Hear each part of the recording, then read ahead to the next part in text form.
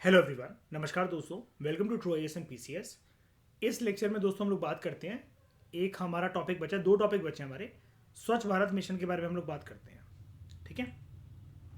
स्वच्छ भारत मिशन को 2 अक्टूबर 2014 में लॉन्च करा गया था, गांधी जयंती के मौके पर। इसका मकसद क्या था?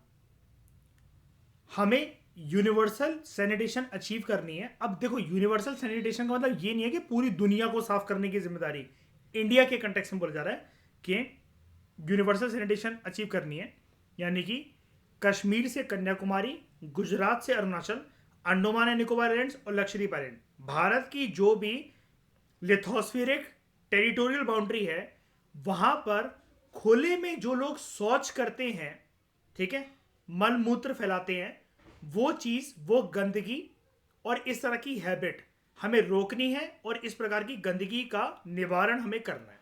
ठीक है। अब इसके लिए जिम्मेदारी जो दी गई, मैं इसको ग्रीन कलर से मार्क कर रहा हूं, प्लीज आप ये याद रखना, ग्राम पंचायतों को दी गई है जिम्मेदारी। यानी कि अब देख रहे हो, गांधी जयंती के मौके पर ये वाला काम करा जा रहा है, 2 अक्टूबर। अब गांधी से इंस्पिरेशन लेते हुए जब भी कुछ काम करा जाएगा, तो मुझे क्या बताओ, वो टॉप लेवल से शुरू होगा या फिर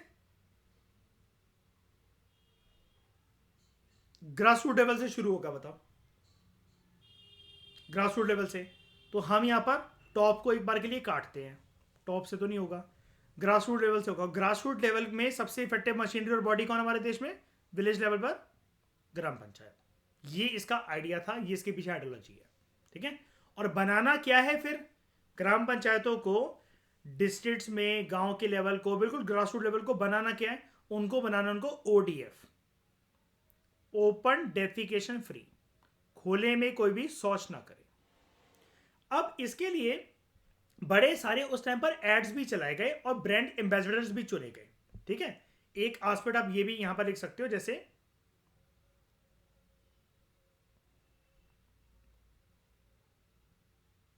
विद्या बालन, एक्ट्रेस आप जानते होंगे, मंजुलिका, भूल भुलैया वाली। तो उसका एक टैग टैग आता था, मतलब एक फेमस नारा था, जहां सोच वहां शौचालय। सुना है ये वाली चीज? जब न्यूज न्यूज चलती थी, न्यूज चैनल चलते थे, तो काफी ज्यादा ये आता था कि खुले में शौच नहीं करना चाहिए। फिर कुछ मूवीज भी बनी आगे चलकर।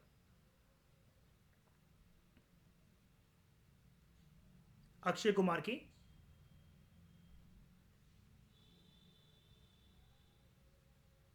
टॉयलेट, एक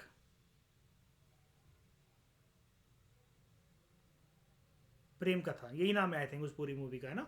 टॉयलेट एक प्रेम कथा। ये चीजें जो दो एस्पेक्ट मैंने आपको विद्या बालन के बताए ना, जहां सोच वहां शौचालय और अक्षय कुमार का टॉयलेट एक प्रेम कथा, ये आप अपने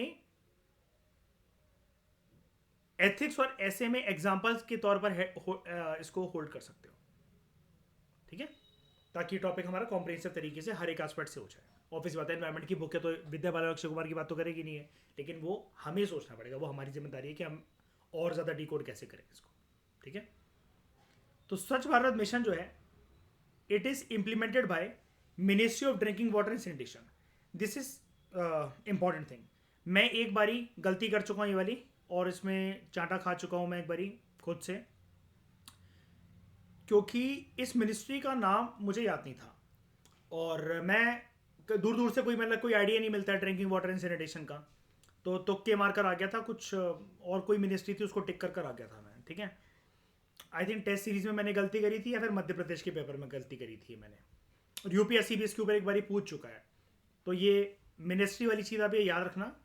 हो सकता है एकदम से आपको क्लिक ना करे नाम से कि स्वच्छ भारत मिशन की ministry of drinking water and sanitation ministry क्या कर रही है।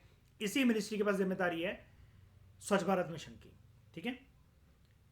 अब इसके चलते क्या करा गया था, जब 2014, 15 और 16 बैच के जो आईएएस ऑफिसर जो थे, लबासना के जो अंडर ट्रेनीज थे, जस्ट जाकर उनकी ट्रेनिंग के बाद उन्होंने जब अपनी डिस्ट्रिक्ट संभाली, ये प्रोग्राम बहुत जोरों शोरों से चल रहा था इतना तो आप लोग अब जानते ही हो। आईएएस ऑफिसर्स की जिम्मेदारी क्या होती है? आईएएस ऑफिसर्स की जिम्मेदारी क्या होती है? Policy implementation. सेंटर की जो भी पॉलिसी होगी उसको ग्राउंड लेवल पर जाकर इंप्लीमेंट करना है, ठीक है। तो उस टाइम पर अगर आप कभी रैंक वन की 2013 के रैंक वन की अगर आप वीडियो देखोगे, क्योंकि अब वो 2013 के भले ही वो यूपीएससी के कैंडिडेट थे, लेकिन 14 तक इंटरव्यू हुआ, 14 के मिड में जाकर लबासा में ट्रेनिंग कंप्लीट हुई, फाइनली अपने डिस्ट्रिक्ट में जाते जाते 2015 उनको आ गया गौरव अग्रवाल। सुना आपने उनका नाम? मैंने एक बारी उनका एक इंटरव्यू भी जो है आपको फॉरवर्ड करा था कि उनको 1 डिकेड हो गया सर्विस में ऑलमोस्ट, ठीक है। तो तब वो बताते हैं जब वो आए थे यहाँ पर विजन आईएएस के अंदर आए थे, उनका सेमिनार मैंने अटेंड करा था, जीएसएस स्कोर के अंदर भी आए थे और दिल्ली में 1-2 बार मैं उनसे मिल भी चुका हूँ।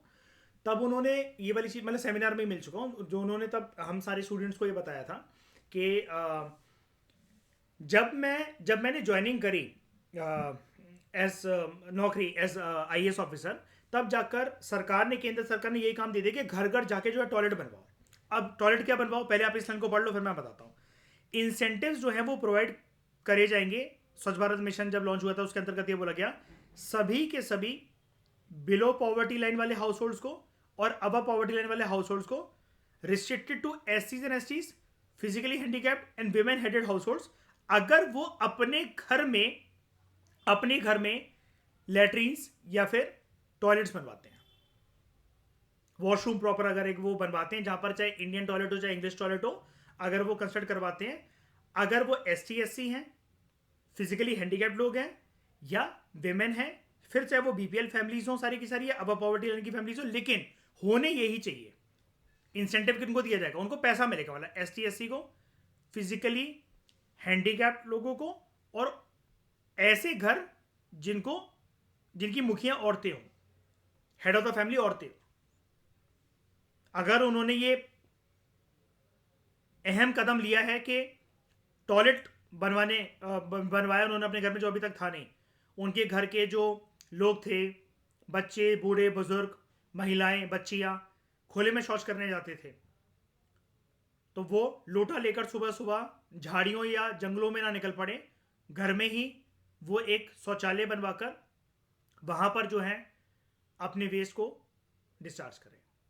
और यही सेम चीज अगर आपने मूवी देखी हो, टॉयलेट एक प्रेम कथा में दिखाई गई है। अक्षय कुमार का बाप, आपको पता ना, एक आर्ग्यूमेंट देता है कि जिस वरांडे में तुलसी लगी होती है वहां पर कभी शौचालय नहीं बन सकता, है ना। ये इसी बात के ऊपर पूरी की पूरी बहस चलती है ना। और वो लड़की कहती है कि हमारे घर में तो था, क्या नाम होता है उसका, भूमि पडनेकर नाम है, पता नहीं क्या नाम है उस एक्ट्रेस का। तो वही कहती है ना कि हम, मेरे बाप के घर में तो था, और इसी बात पर टॉयलेट था मेरे बाप के घर में, और वो रोज नौटंकी करवाते करवाते कभी उसको रेलवे कोचेस में जो है सुबह लेकर जाता था वॉशरूम के लिए, है ना, या फिर सुबह सुबह उसको जाना पड़ता था, कभी कभार ट्रेन नहीं आई है टाइम पर तो वो दिक्कत से गुजरती थी। एक दिन ऐसा आता है वो उसको छोड़कर चली जाती है इस बात पर, है ना। और गांव के लोगों की भी थिंकिंग ऐसी होती है कि वहां पर जो सरपंच है, जो मुखिया है, जो पूरी पंचायत लगती है, वो भी घरों में टॉयलेट बनवाने के खिलाफ होते हैं, क्योंकि सोच ऐसी उस गांव की। इसलिए तो ग्राम पंचायतों की रिस्पॉन्सिबिलिटी दी गई है, और बिल्कुल ग्रास रूट लेवल से चेंजेस लाने चाहिए कि वही जहां सोच वहां शौचालय। ये नारा था विद्या बालन का उस साइड का, ठीक है। हाँ, तो कमिंग टू मिस्टर गौरव अग्रवाल, इन्होंने बताया था हम सब स्टूडेंट्स को कि आईएएस बनने के बाद सबसे ज़्यादा रिस्पॉन्सिबिलिटी इनको जब अपने ज़िले में जो ये मिली, इनका राजस्थान कैडर है, कि ये मेरी कि आपको घर घर जाके टॉयलेट बनवाने। तो कहते हैं वो उस टाइम पर बहुत पिछले कुछ इलाके थे, गाँव थे, जहाँ पर घुटनों घुटनों तक कीचड़ भरा रहता था। तो जैसे कंस्ट्रक्शन वाले जो वर्कर जो बूट्स पहनते हैं काले वाले, है ना, थाइस तक, वो पहन कर जाकर पूरे दिन टॉयलेट्स वगैरह बनवाते थे, लोगों में जागरूकता पैदा करते थे।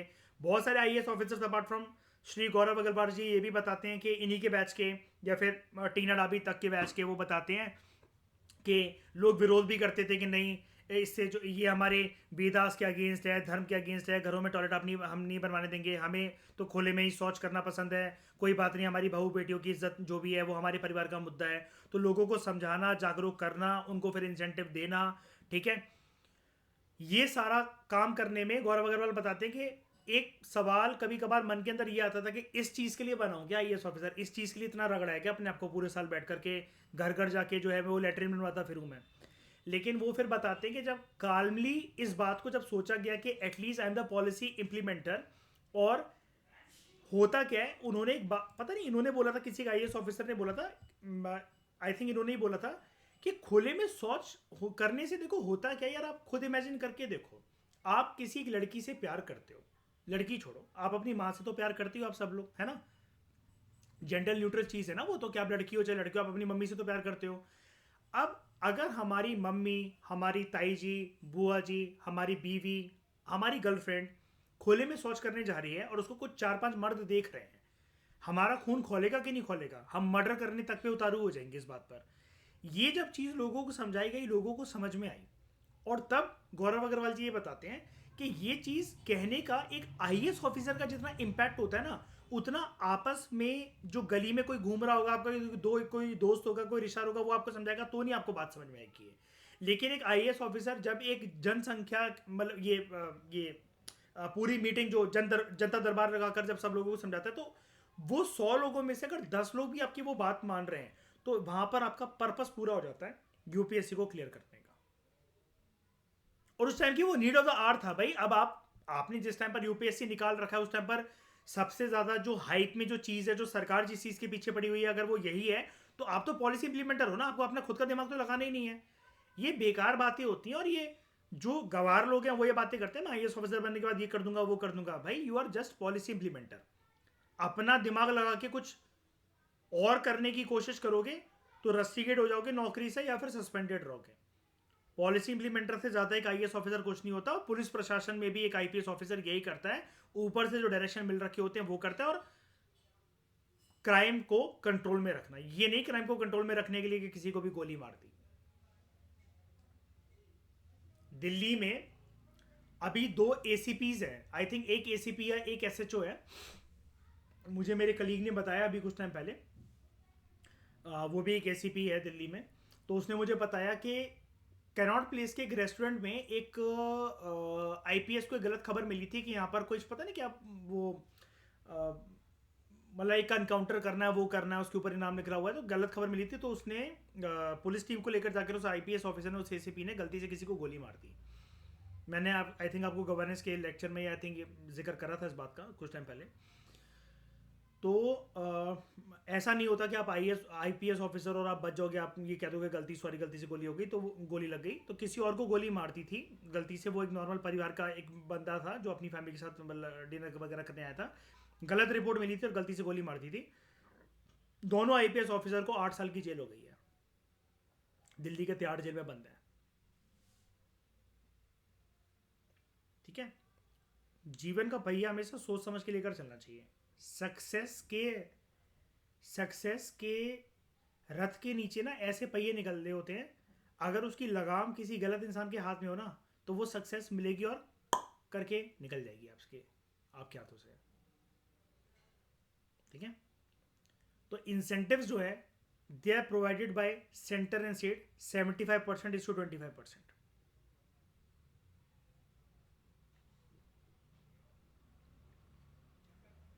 मतलब ये जो चीज़ें इंसेंटिव जो देनी है, इसके लिए शेयर होल्डिंग सारा बर्डन सेंट्रल गवर्नमेंट का उठाए।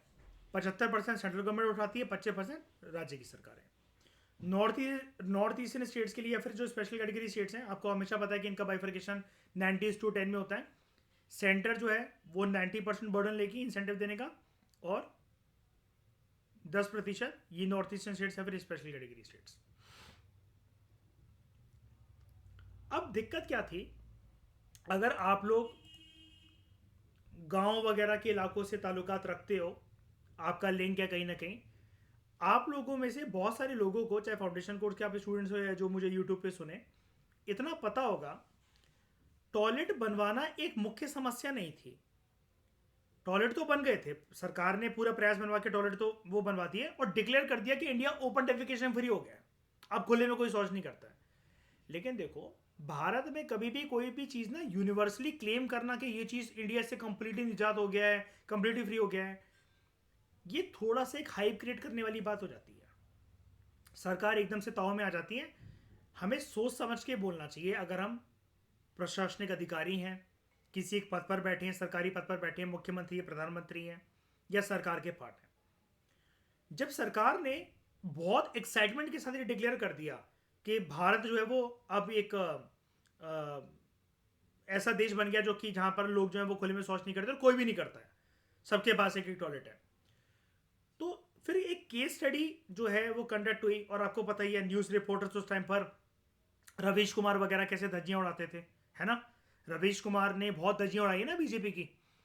तो कुछ न्यूज़ रिपोर्टर्स वगैरह ने फिर जब इसको ग्राउंड लेवल पर जब इसकी तहकीकात करी तो लोग लोग वहां पर खुले में शौच करते हुए पाए गए इंडिया के बहुत सारे कोनों में। ऑब्वियस सी बात है, वो सरकार कह रही है, सरकार के बोलने से थोड़ी ना वास्तविकता बदल जाएगी। दूसरी चीज, जिनके घरों में शौचालय था वो फिर भी खुले में शौच कर रहे थे। तीसरी चीज, शौचालय था लेकिन लोगों की कंप्लेंट ये थी कि इसको मेंटेन, ये जो चोक हो जाता है या इसको जो ये फ्लश इसका खराब हो गया या ये काम नहीं कर रहा है, उसके लिए केंद्र की सरकार ने कुछ नहीं बताया, वो हमारे जिम्मे छोड़ दिया। तो एक बात बताओ, जिस चीज को आप रोड पर जाकर खरीदने के लिए पहले से ही रेडी नहीं थे और वो चीज फ्री में आपके हाथ में थमा दी गई, अगर वो चीज खराब हो भी गई तो आप क्यों ठीक करवाओगे उसको जाकर? मैंने आपके हाथ में रेडियो रखा, आपने कहा हमारे पास फोन है, यूट्यूब है, मोबाइल डेटा का कनेक्शन है, भाई हम रेडियो वीडियो यूज नहीं करते हैं। अरे मैंने कहा ले लो कोई बात नहीं, मैं कौन सा तुमसे पैसा मांग रहा हूं। अब वो जब तक चल रहा था तब तक चल रहा था रेडियो, जिस दिन वो खराब हो गया तो आप तो पहले से ही फेवर में नहीं थे कि रेडियो मुझे चाहिए नहीं, और फ्री की चीज आपको मिल रखी है, तो आप उसको दुकान पे जाकर, इलेक्ट्रॉनिक्स की दुकान पे जाकर अपना 500-600 रुपए का क्यों खर्चा करके उसको ठीक करवाओगे? ये सेम चीज टॉयलेट गवर्नेंस के लिए ये इंप्लीमेंट मतलब लागू होती है, ये कि केंद्र की सरकार ने टॉयलेट बनवा के रखवाती है लेकिन उसकी मेंटेनेंस, उसकी परफॉर्मेंस, इसके लिए कुछ भी नहीं कर रखा, कुछ भी नहीं करा।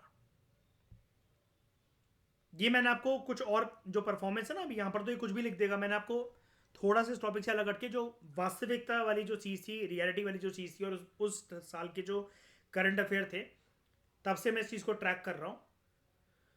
कॉलेज का फर्स्ट ईयर मेरा 2014 में स्टार्ट हो गया था, जैसी 12वीं का रिजल्ट वगैरह आया था, तो तब से मुझे पता है कि जब से मैं यूपीएससी की फील्ड में उतरा तो सबसे पहला जो करंट अफेयर जानना, द हिंदू न्यूज़पेपर पढ़ना स्टार्ट करा था मैंने, तो तब ये बहुत हाईलाइटेड हुआ था कम से कम 2-2.5 साल तक। तो परफॉर्मेंस ऑफ द मिशन 2014 में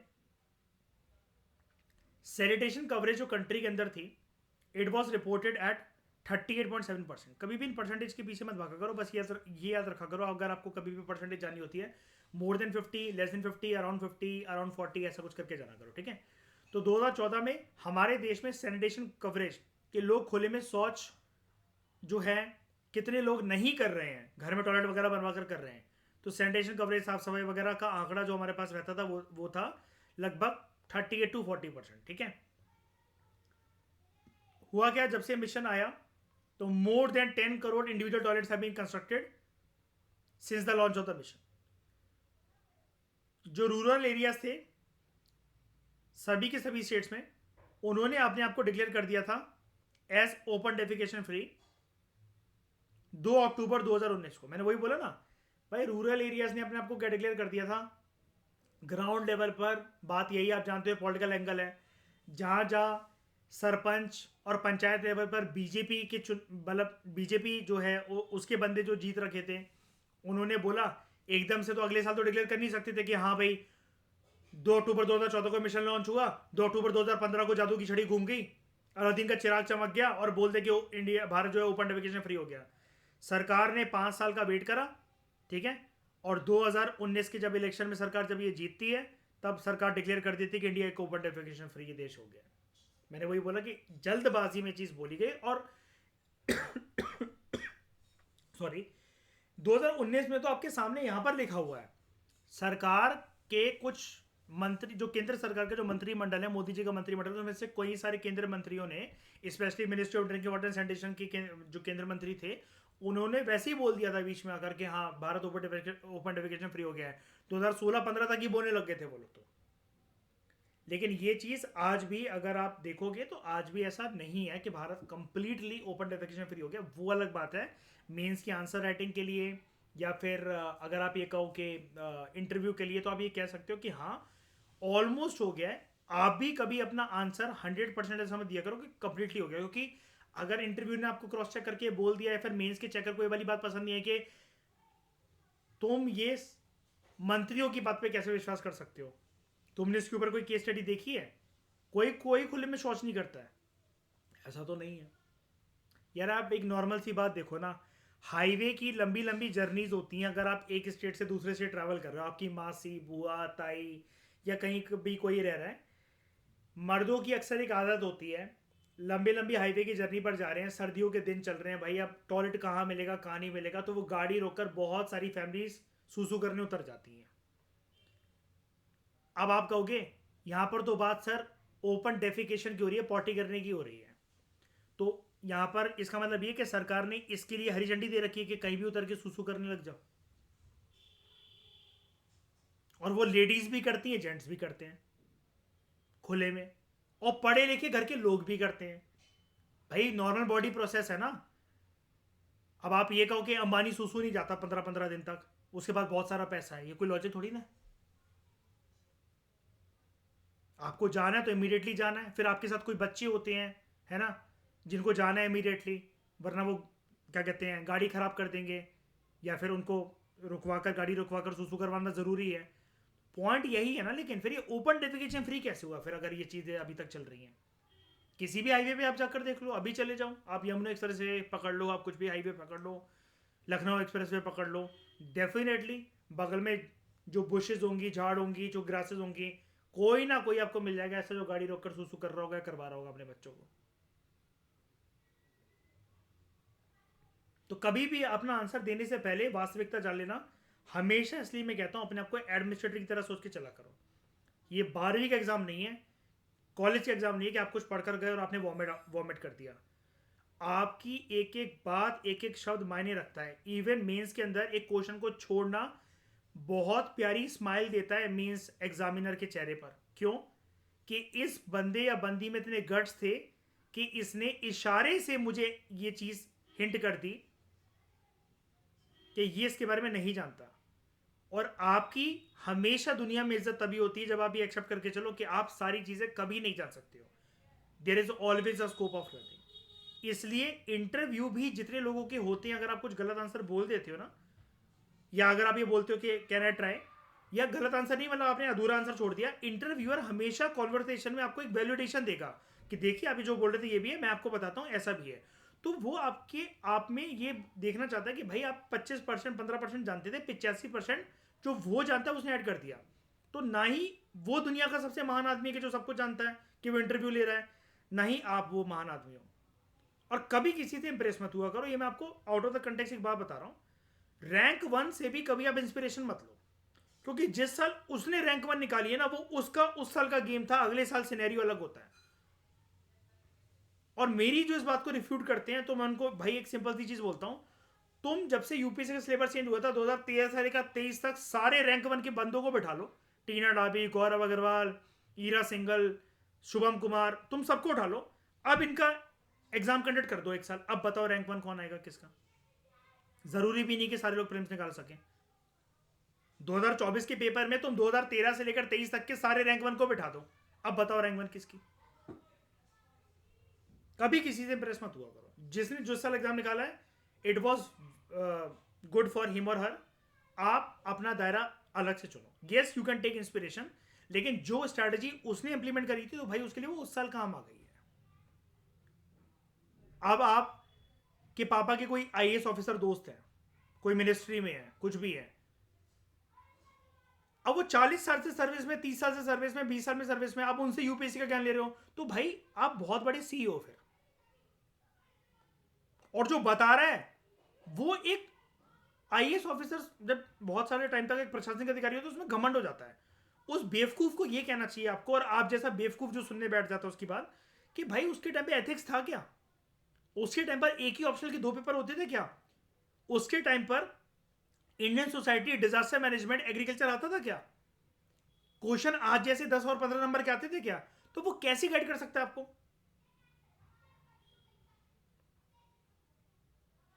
एक मैकेनिक जो पूरे एरिया की गाड़ी सुधारता है, उसके सामने फरारी या बुगाटी वेरॉन या एरोप्लेन लाके खड़ा कर दिया जाए ना, तो वो जरूरी नहीं है उसको सुधार पाएगा।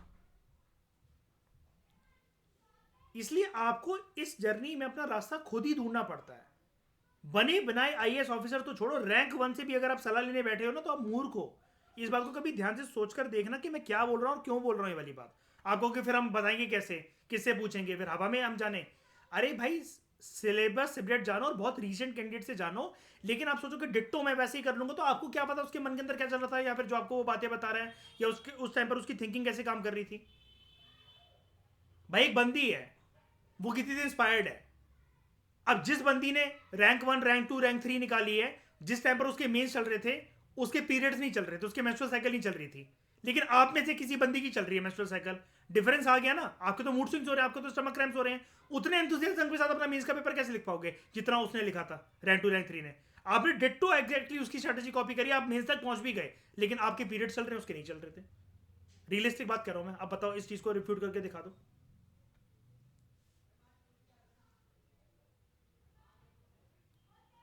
फिर Swachh iconic places. Swachh iconic places एक इनिशिएटिव है ministry of drinking water and sanitation का, under Swachh Bharat mission. It aims to take iconic places and their surroundings to higher standards of swachhata. ठीक है।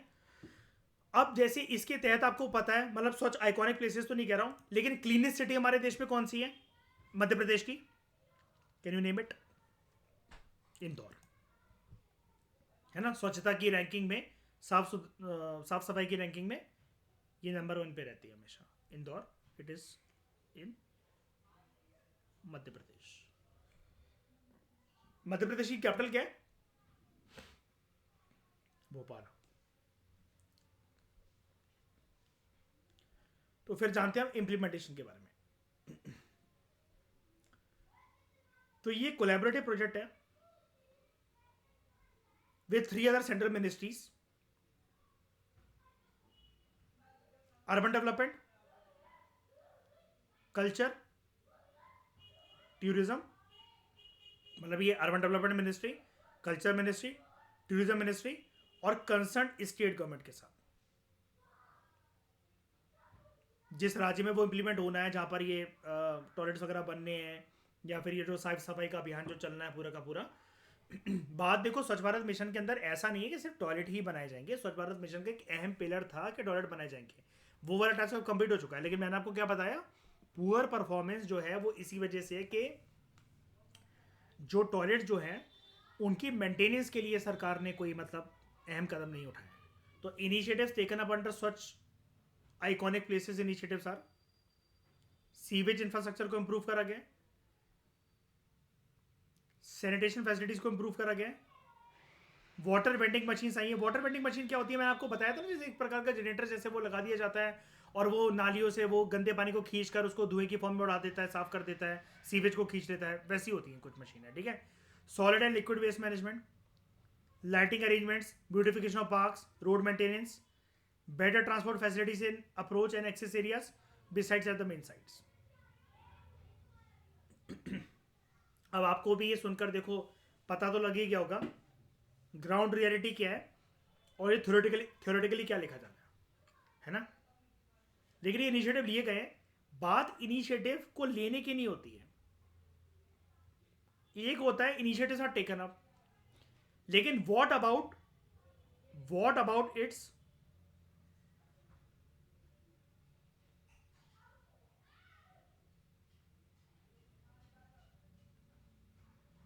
Constant monitoring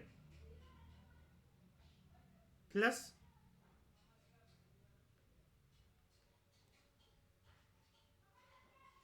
maintenance. अब पता है क्या है, सरकार ऐसे करके ये इनिशिएटिव को लॉन्च करके ना, और इन दो फैक्टर्स को मिसिंग करके, इन दो फैक्टर्स को मिस आउट करके, कांस्टेंट मॉनिटरिंग करना और मेंटेनेंस के ऊपर ध्यान ना देना, कांस्टेंट मॉनिटरिंग ना करना और मेंटेनेंस के ऊपर ध्यान ना देना, ये करके सरकार अपने आप को एक लूप में फंसा लेती है। लूप कैसा?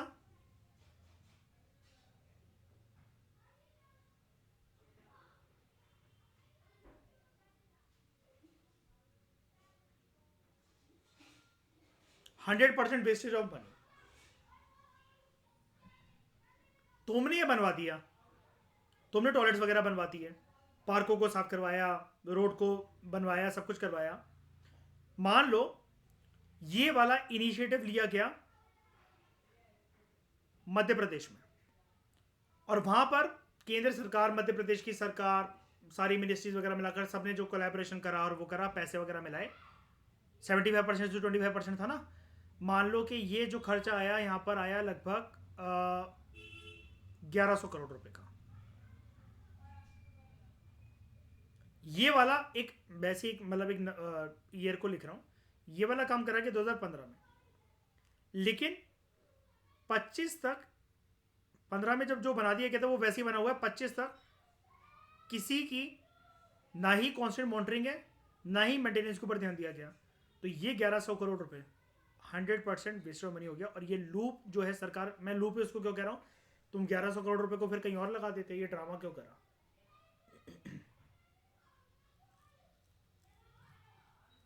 भाई जर्नल से एक रिकमेंडेशन होती हैं, आपके घर में अगर कोई स्कूटी है, कोई बाइक है, पापा वगैरह, ताऊ जी, चाचा, आप भी अपने छोटे भाई बहनों को या खुद भी, हम सब ये एक बात को जानते हैं कि भाई उसे हर 2-3 दिन में एटलीस्ट ऑन कर लो, चला लो, वरना वो खराब हो जाएगी। अगर एक ही जगह वो खड़ी रही 1-1.5 महीने तक, उसकी बैटरी पड़े पड़े डाउन हो जानी है। तो गाड़ी वगैरह लाकर आपने खड़ी कर दी, बाइक स्कूटी लाकर खड़ी कर दी, तो एक रिकमेंडेशन परिवार में ये रहती है, कोई ना कोई उसको चलाए आओ हर 2-3 दिन के अंदर, ताकि वो बैटरी से चार्ज रहे।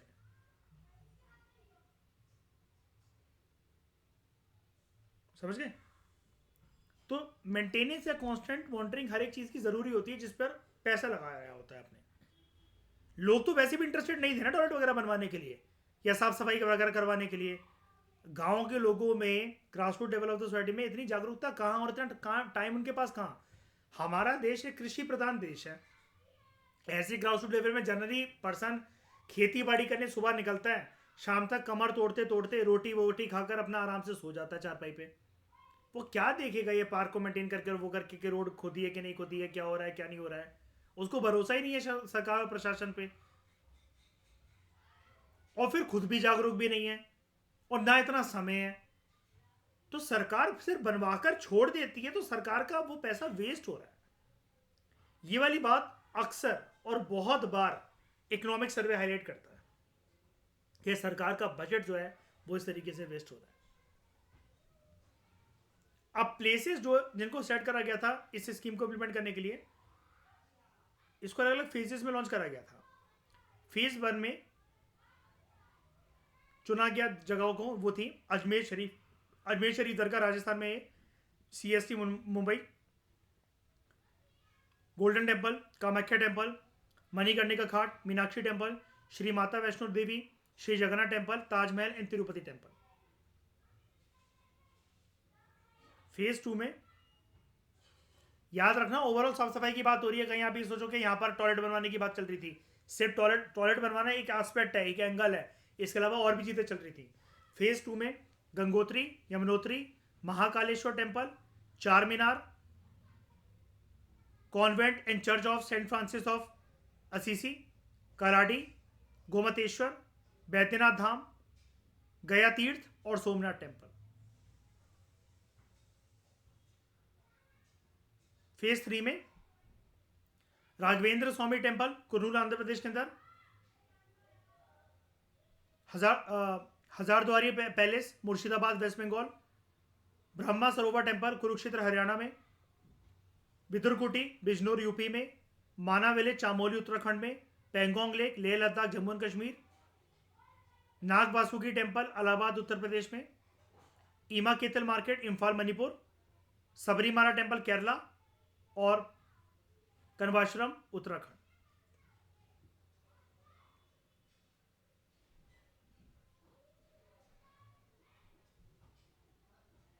फिर स्वच्छ भारत मिशन का जो ये दूसरा फेज था, गवर्नमेंट ऑफ इंडिया ने इसको अप्रूव करा था, और एस्टिमेटेड सेंट्रल स्टेट बजट जो स्वच्छ भारत मिशन के फेज 2 के लिए जो लाया गया था वो लाया गया था अराउंड 52,000 करोड़। देख रहे हो अमाउंट।